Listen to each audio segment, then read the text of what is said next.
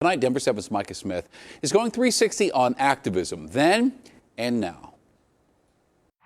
To me, Juneteenth means freedom. When in 1865, the Emancipation Proclamation was actually put and declared in our communities and to our people.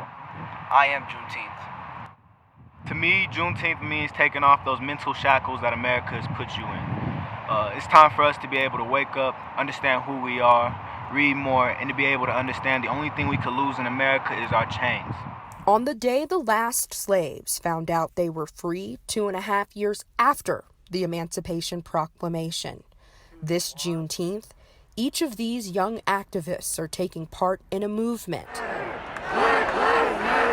that's weaving its way into every corner of America and demanding an end to systemic racism. It's been a problem that we've been going through for the past 400 years, and George Floyd's death has sparked something that, like I said, we've been going through for a long time now. I asked this group of 7 young activists how their activism compares to those who came before them. I think that they did what they could with the circumstances that they had and the resources and ability. Black people were in fear, and not even in fear, we weren't allowed. And if we did it, we would die. Like, we're powerful now because our ancestors fought for so long. Like right now, what we're doing, we would not be able to do if it wasn't for Martin Luther King. Martin was, of course, the leader. There was no question as to who was in charge. Reverend Dr. James Peters spent many years working closely with Dr. King.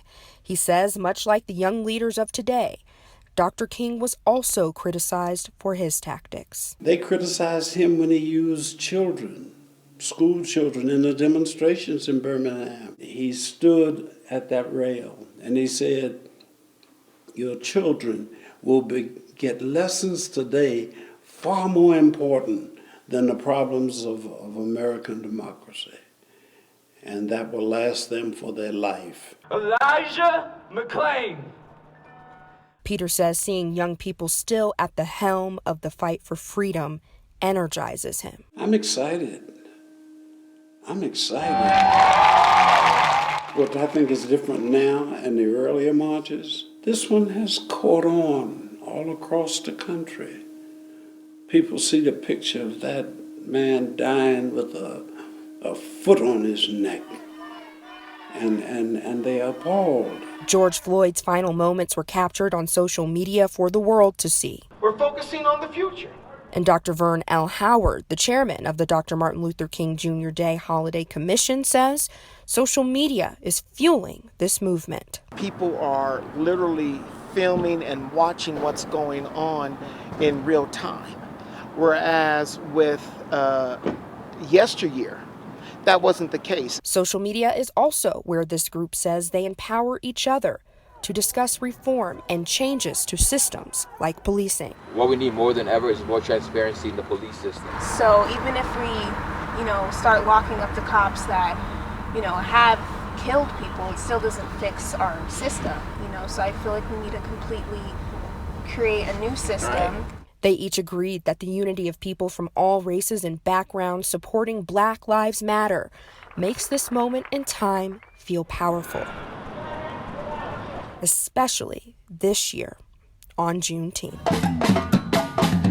Normally, Juneteenth is a time to celebrate. Normally, Juneteenth is where we all come together as a community, where we feel, free, and that's what we're supposed to feel. But this year, I feel like it's not the same because we're not free.